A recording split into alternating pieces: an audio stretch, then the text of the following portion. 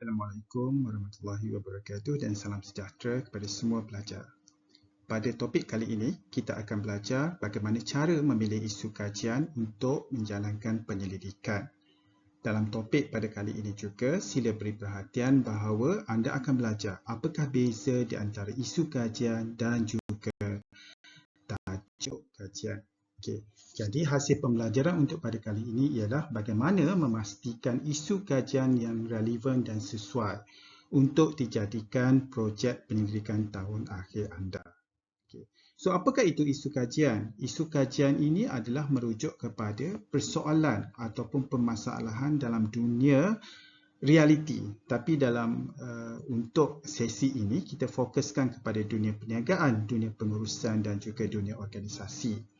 Jadi, isu merujuk kepada wujudnya jurang di antara apa yang sepatutnya berlaku dengan realiti sebenar. Contohnya, apa yang sepatutnya berlaku ialah sesuatu teknik pemasaran sepatutnya mendapat sambutan hangat. Namun dalam realiti terdapat teknik pemasaran yang tidak mendapat sambutan daripada pelanggan. Jadi ada jurang di situ di antara perkara yang sepatutnya berlaku dan juga perkara yang sebenarnya berlaku. Apabila para pelajar boleh mengenal pasti isu kajian, maka inilah bermula kepada proses untuk mengenal pasti tajuk kajian.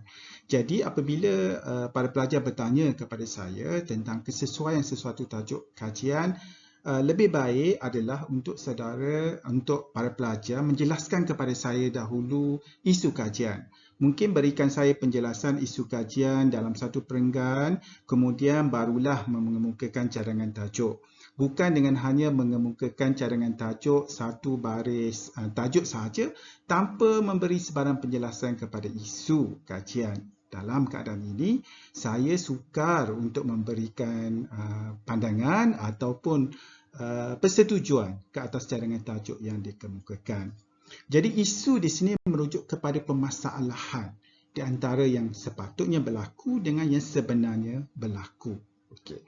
Seterusnya, ini merupakan contoh-contoh isu kajian. Sebagai contoh, dalam kalangan pelanggan di Malaysia masih ada yang ragu-ragu terhadap penggunaan robot advisor untuk pelaburan.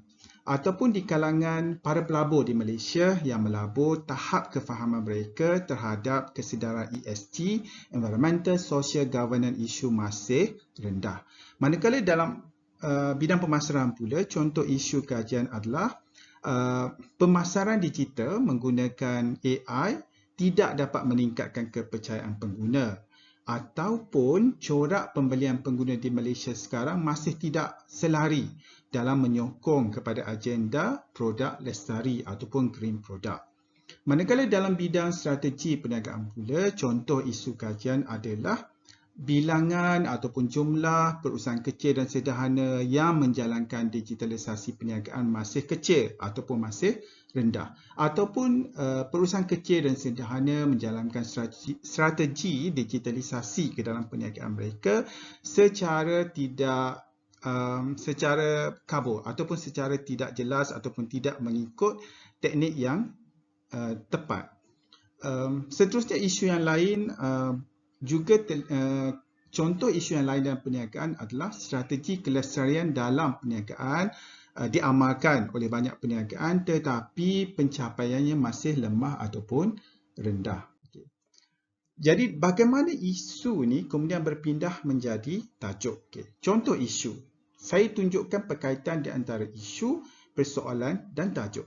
Contoh isu, AI banyak digunakan oleh perusahaan kecil dan sederhana tetapi ia tidak menyumbang kepada keuntungan, ataupun AI banyak digunakan oleh perusahaan kecil dan sederhana namun ia tidak meningkatkan prestasi PKS. Jadi persoalannya, mengapa AI tidak berkesan dalam kalangan PKS?